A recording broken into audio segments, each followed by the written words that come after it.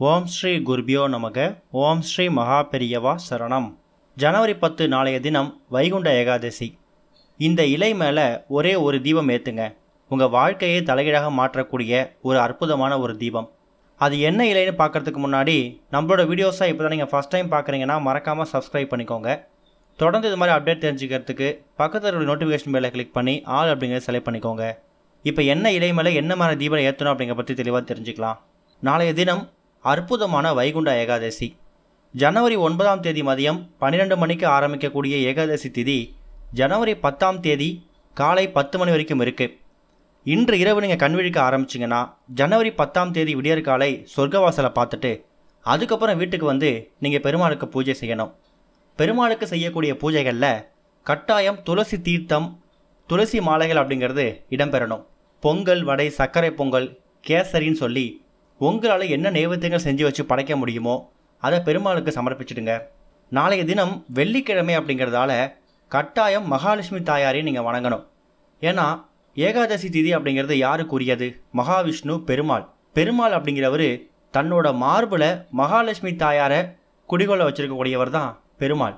அப்பேற்பட்ட பெருமாளையும் மகாலட்சுமி தாயாரையும் ஒரு சேர வணங்க வேண்டிய ஒரு அற்புதமான ஒரு தினம் ஜனவரி 10ஆம் தேதி வந்திருக்கக்கூடிய இந்த ஒரு வைகுண்ட ஏகாதசி. பொதுவாக அந்த ஏகாதசி விரதத்தை ஏகாதசி திதியில் ஆரம்பித்து துவாதசியில் முடிக்கணும்னு சொல்லுவாங்க. அப்படி பார்த்தா ஏகாதசி இன்றைய தினம் ஆரம்பிச்சிருச்சு. நாளை மதியம் வரைக்கும், அதாவது நாளை காலை 10 மணி வரைக்கும் ஏகாதசி விரதத்தை முடிச்சுட்டு மதியம் ஒரு 2 மணிக்கு மேலே பலவிதமான காய்கறிகளை சமைத்து பாரணை செய்து உங்களோட ஏகாதசி விரதத்தை முடிச்சிடுங்க. ஜனவரி 9ஆம் தேதி இரவும் தூங்கக்கூடாது. ஜனவரி 10ஆம் தேதி பகல் முழுக்க தூங்கக்கூடாது. ஜனவரி 10ஆம் தேதி இரவு வெள்ளிக்கிழமை இரவு நீங்கள் தூங்கிக்கலாம். ஏகாதசி விரதம் அப்படிங்கிறது ஏற்றத்தை தரக்கூடிய ஏகாதசி விரதம். ஒரு மாதத்தில் 2 ஏகாதசி, அப்படி பார்த்தா வருடத்தில் தோராயமாக 24லேருந்து 25 ஏகாதசி திதிகள் வரும். அதில் இந்த மார்கழி மாதத்தில் வரக்கூடிய வளர்பிறை ஏகாதசி திதி இருக்குல்ல, இது ரொம்ப ரொம்ப விசேஷம். பொதுவாக இந்த ஏகாதசி திதியை எதுக்காக பயன்படுத்திக்கலாம் அப்படின்னா, தொழிலில் முன்னேற்றம் இல்லை, வியாபாரத்தில் முன்னேற்றம் இல்லை, எந்த தொழிலை தொட்டாலும் ஏற்றமே இல்லை அப்படின்னு நினைக்கிறீங்களே, அப்படிப்பட்டவங்க ஏகாதசி விரதத்தை முறையாக கடைபிடிச்சிட்டு வந்தீங்கன்னா கட்டாயம் நீங்கள் செய்யக்கூடிய தொழிலில் வியாபாரத்தில் நல்ல முன்னேற்றம் ஏற்படும். பெருமாள் அப்படிங்கிறவர் கடவுள்கள்லேயே பணக்கார கடவுள். பணம் சம்மந்தப்பட்ட, பொருளாதார சம்மந்தப்பட்ட எல்லா பிரச்சனைகளுக்கும் முற்றுப்புள்ளி வைக்கக்கூடியவரும் இந்த பெருமாள் தான். பெருசாக வழிபாடு நடத்த தெரியல அப்படின்னாலும் பரவாயில்லை, துளசி தான் இருக்கா, அந்த துளசியை வச்சு நீங்கள் பெருமாளுக்கு என்ன நைவேத்தியங்கள் செஞ்சாலும் சரி, என்ன தீர்த்தம் செஞ்சு வச்சு படைச்சாலும் சரி, அதை பெருமாள் மனசார ஏற்றுப்பார். நைவேத்தியங்கள் பெருசாக செய்ய முடியலையா, கல்கண்டு பால் ஒரே ஒரு டம்ளர் அதை பெருமாளுக்கும் தாயாருக்கும் உங்கள் கையால் சமர்ப்பித்து நீங்கள் ஏகாதசி விரதத்தை பூர்த்தி பண்ணிக்கலாம். ஏகாதசி விரதத்தை, அதுவும் குறிப்பாக இந்த ஒரு வைகுண்ட ஏகாதசி விரதத்தை முறையாக விரதம் வழிபட்டால் மேலுலகத்தில் சொர்க்கம் நிச்சயம். ஆனால் அது மட்டும் இல்லை, வாழும்போதே சொர்க்கத்தை தரக்கூடிய ஒரு அற்புதமான விரதம் தான் இந்த ஒரு வைகுண்ட ஏகாதசி. இதை மோட்ச ஏகாதசின்னு கூட சொல்லுவாங்க. அப்பேற்பட்ட சக்தி வாய்ந்த இந்த தினத்தில் இப்போ நாம் சொல்லக்கூடிய இந்த இலை இருக்குல்ல, இந்த இலை ரொம்ப ரொம்ப சக்தி வாய்ந்த ஒரு இலை. உங்கள் வீட்டுக்குள்ளே மகாலட்சுமி கடாட்சத்தை, லக்ஷ்மி கடாட்சத்தை, பெருமாளோட அனுகிரகத்தை தானாக கொண்டு வந்து சேர்க்கக்கூடிய ஒரு இலை. இந்த ஒரு இலை எல்லா வீடு பக்கத்துலேயும் ரொம்ப எளிமையாக எல்லா நேரங்கள்லையும் கிடைக்கக்கூடிய ஒரு இலை தான். சில பேர் வீடுகளில் அவங்க வீட்டு தோட்டத்திலே கூட வச்சுருப்பாங்க. இல்லாதவங்க உங்கள் வீட்டு பக்கத்தில், தெரு பக்கத்தில் யார் வீடுகளில் இருக்கோ அதை நீங்கள் வாங்கிட்டு வந்து, சும்மா வாங்கிட்டு வராமல் ஒரு 10 ரூபாயோ ஒரு 20 ரூபாயோ கொடுத்து வாங்கிட்டு வந்து இந்த தீபத்துக்கு நீங்கள் பயன்படுத்திக்கலாம். சரி, முதல்ல அந்த இலை என்ன இலைன்னு தெரிஞ்சுக்கலாம். அது வேற ஒன்றும் இல்லை, மருதாணி இலை. மருதாணி அப்படிங்கிறது சாதாரண விஷயம் கிடையாது. மருதாணி மங்களகரத்தோட மறு உருவம். எந்த விதமான சுப நிகழ்ச்சிகளை எடுத்துக்கிட்டாலும் அதில் நம்ம முதல் பொருளாக மருதாணியை தான் சேர்ப்போம். மற்ற நாட்களை மருதாணி வைக்கிறத விட வீட்டில் திருமணம், நிச்சயதார்த்தம் இது மாதிரி விசேஷங்கள் வரும்போது அந்த மருதாணியை பறிச்சுட்டு வந்து அரைச்சி பூஜையில் வச்சு பூஜை பண்ணிவிட்டு அதுக்கப்புறம் தான் மணமகளுக்கு மணமகனுக்கு போட்டு விடுவாங்க. அந்த அளவுக்கு சுபகாரிய தடைகளை நீக்கக்கூடிய ஒரு பொருள் இந்த மருதாணி. அது மட்டும் இல்லை, வீட்டில் இருக்கக்கூடிய குடும்ப பெண்கள் மாதத்துக்கு ஒரு முறையாவது மருதாணியை அரைச்சி அவங்க கையில் போட்டுக்கிறதால அவங்க கை எந்த அளவுக்கு சிவப்பு நிறமாக இருக்கோ அந்த அளவுக்கு அவங்க கையில் பணப்புழக்கம் அதிகமாக இருக்குமா. அப்பேற்பட்ட சக்தி வாய்ந்த ஒரு பொருள் தான் இந்த மருதாணி இலை. அந்த மருதாணி இலையை உங்கள் வீட்டில் ஏற்கனவே செடி இருந்துச்சுன்னா அதை பறிச்சுட்டு வந்து நீங்கள் இந்த தீபத்துக்கு பயன்படுத்திக்கலாம். மருதாணி செடி இல்லாதவங்க கட்டாயம் உங்கள் வீடு பக்கத்தில் ஏதாவது ஒரு இடத்துல மருதாணி செடி இருக்கும். சில இடங்களில் காலி பிளாட்டில் சும்மாவே கூட இருக்கும். அதை கூட பறிச்சுட்டு வந்துக்கலாம்.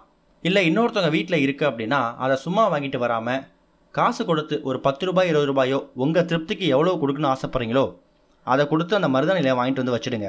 அதை கழுவி சுத்தப்படுத்தி மாலை ஒரு 6 மணி 7 மணிக்கு மேலே அந்த தீபத்தை ஏற்றினா போதும். சொல்லப்போனால் ஜனவரி 10ஆம் தேதி காலையில் 10 மணியோட ஏகாதசி திதி முடிஞ்சிடும். அதுக்குள்ளே இந்த தீபத்தை ஏற்ற முடிஞ்சால் ஏற்றிடுங்க.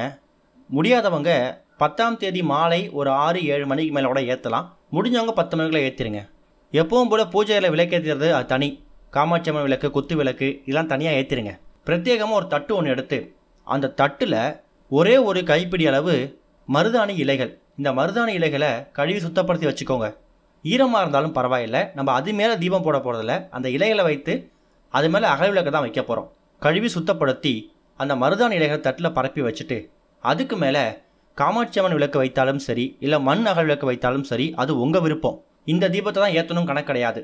அந்த தட்டு மேலே என்ன தீபம் வைக்க முடியுமோ அந்த தீபத்தை வைத்து அதில் நெய் ஊற்றி தீபம் போடணும். தீப எண்ணெய் ஊற்றக்கூடாது, நெய் ஊற்றணும். முன்னாடியே சொன்ன மாதிரி இந்த மருதாணி இலை இருக்குல்ல, இது சுபிக்ஷத்தை ஏற்படுத்தக்கூடிய ஒரு இலை. இந்த இலை மேலே நீங்கள் தீபத்தை போடும்போது மகாலட்சுமி தாயார் தானாக உங்கள் வீட்டுக்குள்ளே வந்துடுவாங்க.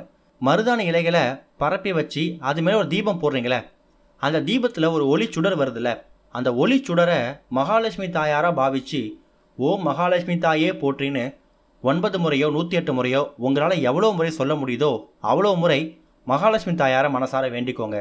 அப்படி வேண்டும்போது மருதாணி இலை மேலே ஏற்றிருக்கக்கூடிய அந்த தீபத்தில் மகாலட்சுமி தாயார் வந்து அமர்ந்துடுவாங்க.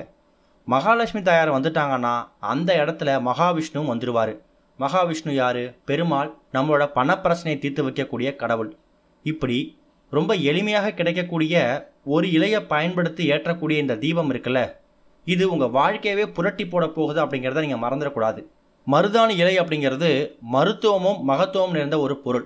மருத்துவத்துக்கு ஒரு பக்கம் பயன்படுத்தினாலும் மகத்துவம் நிறைந்த இந்த இலையில் ஒரு தீபத்தை ஏற்றும் போது மகாலட்சுமி தாயாரோட அருள், மகாவிஷ்ணுவோட அருள் ஒரே நேரத்தில் ஒரு சேர கிடைக்கும். லக்ஷ்மி கடாட்சம் அதிகமாகிட்டா அந்த இடத்துல எந்த விஷயத்துக்கும் பஞ்சம் இருக்காது. பொன், பொருள், தங்கம், நகை எல்லாமே தாண்டவம் ஆடும். எல்லா விதமான செல்வங்களும் உங்களை தேடி வரும். வேலைக்கு போகிறீங்க, கஷ்டப்பட்டு உழைக்கிறீங்க, சரியாக சேமிப்பு பண்ண முடியலையா, அந்த சேமிப்பை உருவாக்குறதுக்கான ஒரு திட்டத்தை இந்த மாதிரி வழிபாட்டு முறைகள் உங்களுக்கு ஏற்படுத்தி கொடுக்கும். வைகுண்ட ஏகாதசி விரதம் அப்படிங்கிறது வாழும்போதே சொர்க்கத்தை கொடுக்கக்கூடிய ஒரு அற்புதமான விரத முறை. அப்பேற்பட்ட சக்தி வாய்ந்த இந்த நாளில் நீங்கள் மருதாணி இலை மேலே ஏற்றக்கூடிய இந்த தீபம் ரொம்ப ரொம்ப பயனுள்ள ஒரு தீபம். தீபம் ஏற்றி முடிச்சுட்டு மறுநாளோ இல்லை அன்றைய தினமோ கூட அந்த மருதாணி இலைகளை எடுத்து நீங்கள் அரைத்து உங்கள் கையில் நீங்கள் போட்டுக்கலாம். நீங்கள் மட்டும் இல்லை, உங்கள் குடும்பத்தை சேர்ந்த எல்லா நபர்களுக்கும் அந்த மருதாணி இலைகள் எவ்வளோ வருதோ அதை சாஸ்திரத்துக்கு கொஞ்சம் கொஞ்சமாக உள்ளங்கையில் வச்சுக்கலாம். அது மூலயமா பணம் தாராளமாக உங்கள் கையில் புரளும். பணப்பிரச்சனை, பொருளாதார பிரச்சனை அப்படிங்கிறது இருக்காது. பணத்தட்டுப்பாடு நாளுக்கு நாள் குறையும். இந்த ஒரு வைகுண்ட ஏகாதசி வெள்ளிக்கிழமை வரக்கூடிய இந்த நாளில் இந்த இலைக்கு மேலே தீபத்தை ஏற்றுங்க, நல்ல முன்னேற்றம் ஏற்படும். ஓம் ஸ்ரீ குருபியோ நமக. ஓம் ஸ்ரீ மகா பெரியவா சரணம்.